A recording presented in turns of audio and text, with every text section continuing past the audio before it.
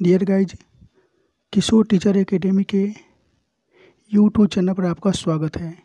यदि आप सीटेट, बीटेट या किसी भी तरह की टेट एग्ज़ाम की तैयारी करना चाहते हैं तो आप इसके लिए हमारे चैनल को से जुड़ सकते हैं। इसके लिए हमारे चैनल को सब्सक्राइब कर लीजिए और बेल आइकन को प्रेस कर दीजिए ताकि हमारा आने वाला वीडियो आपको मिलता रहे। जय हिंद। जय हिंद दोस्तों, आज की इस वीडियो में हिंदी पेडागोजी के कुछ महत्वपूर्ण प्रश्न लेकर के आया हूँ जो आपके सीटेट, एचटेट, बीटेट, जेटेट या अन्य टीचर एबिलिटी टेस्ट के लिए बहुत ही इम्पोर्टेंट है। इसलिए इस वीडियो को ध्यान से देखना। चलिए बिना देरी किए आज का इस प्रश्न को लेता हूँ। आज का पहला प्रश्न है, कविता शिक्षण में गीत प्रणाली का प्रयोग किस स्तर पर सर्वाधिक उपयोगी होता है? बताइए, कविता शिक्षण में गीत प्रणाली का प्रयोग किस स्तर पर सर्वाधिक उपयोगी होता है? ऑप्शन है प्राथमिक कक्षा स्तर पर, माध्यमिक कक्षा स्तर पर, उच्चतर कक्षा स्तर पर या उच्चतर माध्यमिक कक्षा स्तर पर। गीत प्रणाली का प्रयोग,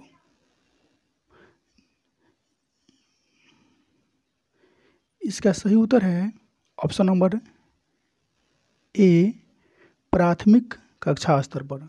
बच्चों को प्राथमिक कक्षा स्तर पर ही कविता शिक्षण कराना चाहिए। इससे जो है बच्चों के विकास में बहुत ही उपयोगी सिद्ध होगा। चलिए नेक्स्ट क्वेश्चन है,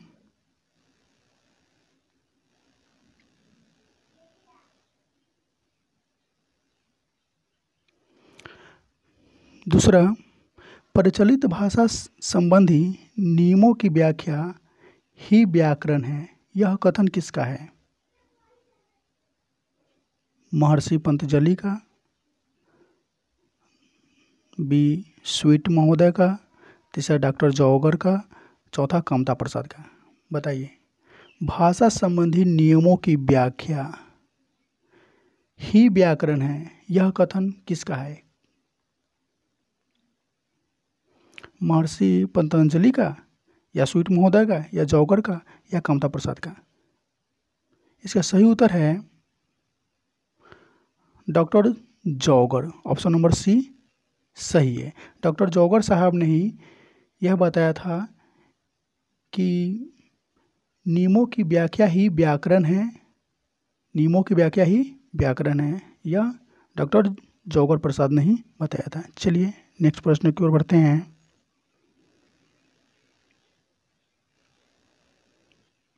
चलिए तीसरा प्रश्न है, भाषा स्वयं में, बताइए भाषा स्वयं में क्या है? एक जटिल चुनौती है, एक विषय मात्र है, संप्रेषण का एकमात्र साधन है, एक नियमबद्ध व्यवस्था है। बताइए भाषा स्वयं में क्या है? ये क्वेश्चन कई बार परीक्षाओं में आ चुके हैं कि भाषा स्वयं में क्या है। एक जटिल चुनौती है, एक विषय मात्र है, संप्रेषण का एकमात्र साधन है, एक नियमबद्ध व्यवस्था है। तो हम लोग टैग वर्ड पढ़े हुए हैं, जटिल चुनौती ये नेगेटिव टैग वर्ड है, एकमात्र विषय मात्र नेगेटिव है, संप्रेषण का एकमात्र साधन यहाँ पर भी एकमात्र है, ये भी नेगेटिव है, एक नियमबद्ध व्यवस्था है। इसलिए ऑप्शन नंबर डी सही है। भाषा स्वयं में एक नियमबद्ध व्यवस्था है, इसलिए ऑप्शन नंबर डी सही है।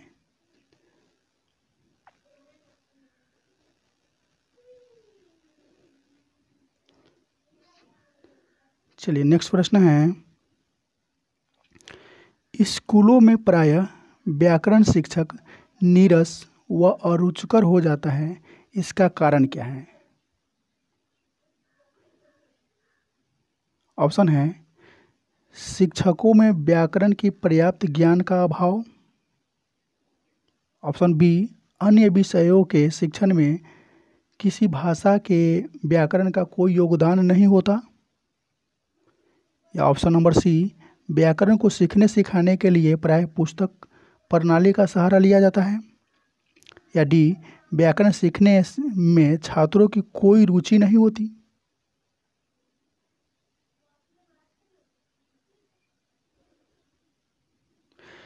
इसको हम अगर टैगवर्ड से देखें तो शिक्षकों में व्याकरण के पर्याप्त ज्ञान का अभाव, ये निगेटिव है, अभाव। दूसरा है अन्य विषयों में शिक्षण में किसी भाषा के व्याकरण का कोई योगदान नहीं, निगेटिव है। व्याकरण को सीखने सिखाने के लिए प्राय पुस्तक प्रणाली का सहारा लिया जाता है। आगे देखते हैं, व्याकरण सीखने में छात्रों की कोई रुचि नहीं होती, यहाँ पर भी नहीं है, तो ये भी नहीं होगा। इसीलिए option number c is right, option number c सही है कि व्याकरण को सीखने के लिए प्राय पुस्तक प्रणाली का सहारा लिया जाता है। इसीलिए जो है व्याकरण क्या है, व्याकरण शिक्षण जो है नीरस व अरुचिकर हो गया है। चलिए नेक्स्ट क्वेश्चन है,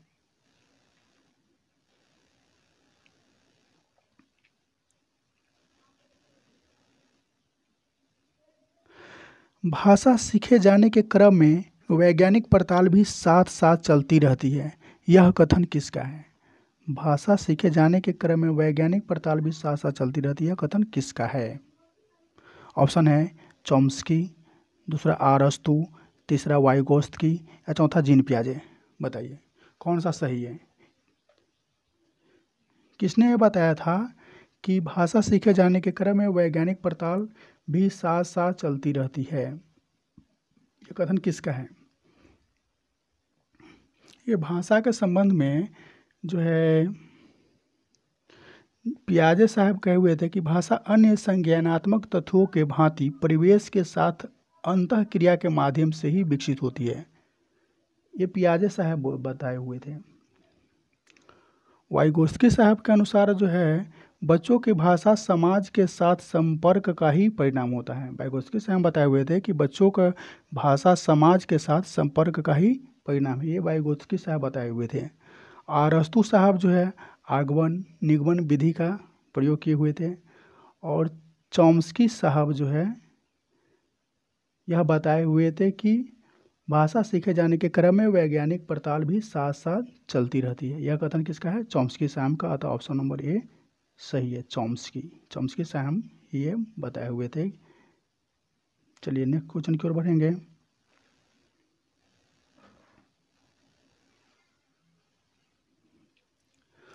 अमर 1 साल पहले असम से बिहार आया है, वह हिंदी भाषा का प्रयोग करते हुए समय त्रुटियां करता है। क्या है? अमर 1 साल पहले असम से बिहार आया, वह हिंदी भाषा का प्रयोग करते हुए त्रुटियां करता है।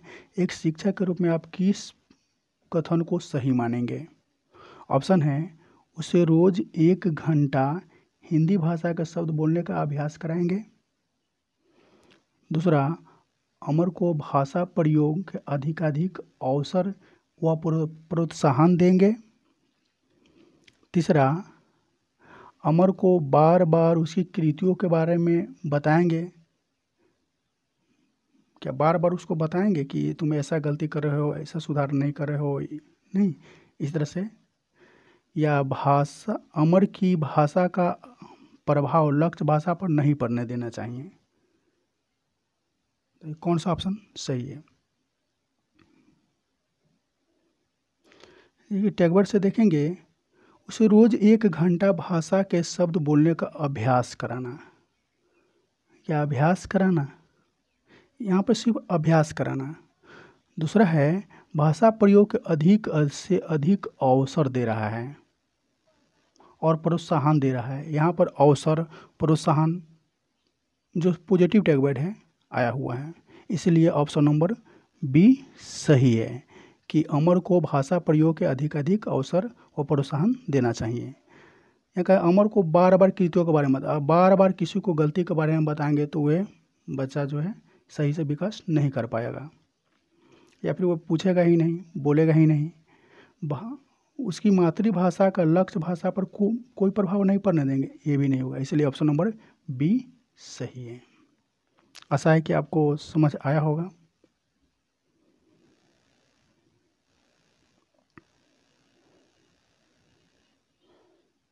चलिए नेक्स्ट क्वेश्चन है भाषा का प्रयोग।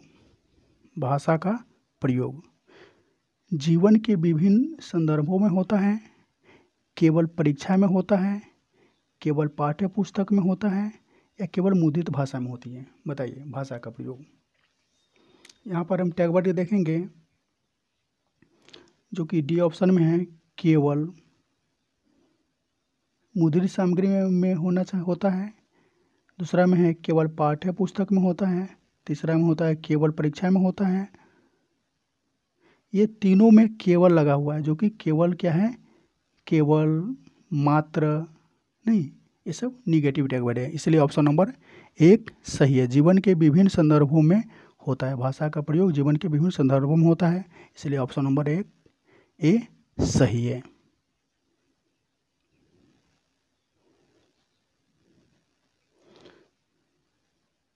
चलिए नेक्स्ट क्वेश्चन है 8 का, निम्नलिखित में से किस विधि का प्रयोग मौखिक अभिव्यक्ति के लिए किया जाता है। मौखिक अभिव्यक्ति के लिए ऑप्शन है नाटक में भाग लेना, नाटक देखना, नाटक पढ़ना, या नाटक सुनना।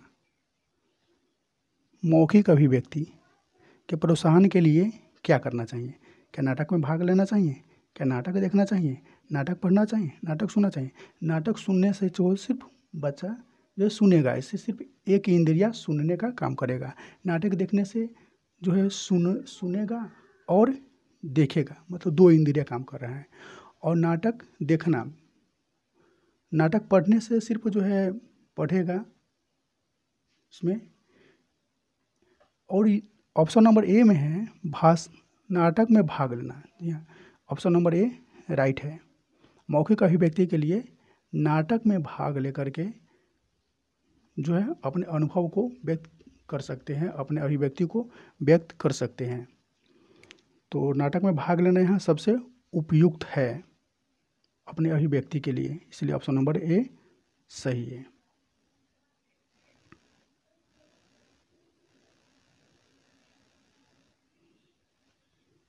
चलिए नेक्स्ट क्वेश्चन है, प्रश्न पूछना, प्रतिक्रिया व्यक्त करना, परिचर्चा में भाग लेना, वर्णन करना, ये क्या है? प्रश्न पूछना, प्रतिक्रिया व्यक्त करना, परिचर्चा में भाग लेना, वर्णन करना। बताइए भाषा आकलन के तरीके मात्र है, या भाषा सीखने सिखाने के आकलन है के तरीके हैं, या केवल शिक्षण पद्धति है, या केवल साहित्यिक गतिविधियाँ हैं। यहाँ टैग वर्ड से देखेंगे तो जो कि डी ऑप्शन में केवल साहित्यिक गतिविधियाँ है, केवल निगेटिव टैग वर्ड है, इसलिए ये तो होगा नहीं। दूसरा केवल शिक्षण पद्धति है, इसमें यहाँ पर भी केवल है, निगेटिव टैग वर्ड होगा नहीं, जो कि यहाँ पे हमको पॉजिटिव वाला लेना है। भाषा सीखने सिखाने तथा आकलन के तरीके हैं, भाषा सीखने सिखाने के आकलन के तरीके हैं। चलिए नेक्स्ट देखते हैं, भाषा आकलन के तरीके मात्र है, यहाँ पर केवल मात्र जो एक ही है निगेटिव टैग वर्ड है, इसलिए ये भी नहीं होगा, इसलिए ऑप्शन नंबर बी सही है। भाषा सीखने सिखाने तथा आकलन के तरीके है, इस ऑप्शन नंबर बी सही है।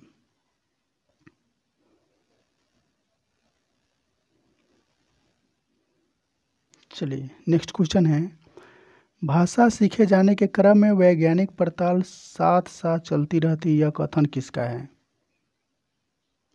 शायद ये क्वेश्चन जो है रिपीट हो गया हुआ है।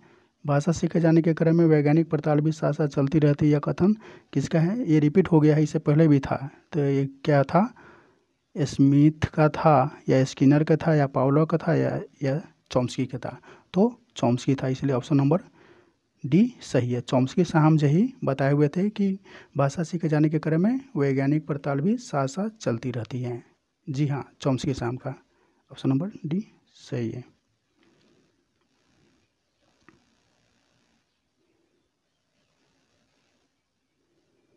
चलिए नेक्स्ट क्वेश्चन है, कहानी कथन के उद्देश्यों में कौन सा पक्ष शामिल नहीं है? यहाँ हमको निगेटिव वाला बताना है। कहानी कथन के उद्देश्यों में कौन सा पक्ष शामिल नहीं है? नहीं है तो जो पॉजिटिव होगा उसको क्या है? पॉजिटिव को काट देंगे, जो नेगेटिव वाला होगा वह सही है।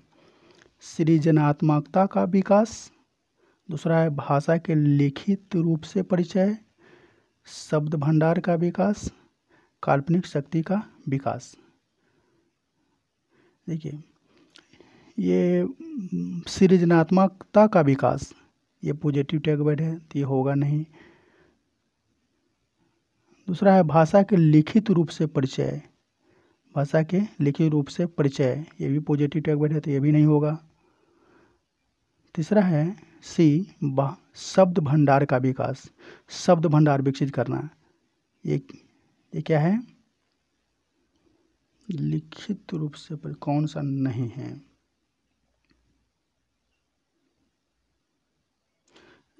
शब्द भंडार का विकास, ये तो पॉजिटिव टैग वर्ड है। कल्पना शक्ति का विकास, ये भी पॉजिटिव ही है। आई थिंक भाषा के लिखित रूप से परिचय, ये जो है कहानी कथन के उद्देश्यों में शामिल नहीं, इसलिए ऑप्शन नंबर बी सही है। भाषा के लिखित रूप से परिचय कराना जो है कहानी कथन के उद्देश्यों में शामिल नहीं है। हमको नेगेटिव वाला पूछना था, ये नेगेटिव टैग वर्ड है। अगले प्रश्न की ओर बढ़ते हैं। अगला प्रश्न है आकलन। आकलन क्या है वो आपको बताना है। केवल यह दर्शाता है कि बच्चों ने क्या नहीं सीखा। बी भाषा सीखने सिखाने की क्रिया का अभिन्न अंग है। सी पाठ समाप्ति पर ही किया जाता है। डी मुख्यतः शिक्षक केंद्रित होती है। बताइए आकलन क्या है। हम टैग वर्ड से देखेंगे, जो कि पहले ऑप्शन में केवल लगा हुआ है तो ये नहीं होगा। भाषा सीखे सिखाने जाने की क्रिया का अभिन्न अंग है, हो सकता है। चलिए सी देखते हैं। पाठ समाप्ति पर ही किया जाता है, ही, ये भी नेगेटिव टैग वर्ड है तो ये भी सी भी नहीं होगा। मुख्यतः शिक्षक केंद्रित होते हैं। आकलन मुख्यतः शिक्षक केंद्रित होते हैं, नहीं, ये भी सही नहीं है। तो ऑप्शन नंबर बी बच गया। भाषा सीखने सिखाने की क्रिया का अभिन्न अंग है, इसलिए option number b is right. Option number b सही है। आकलन भाषा सीखने सिखाने की क्रिया का अभिन्न अंग है।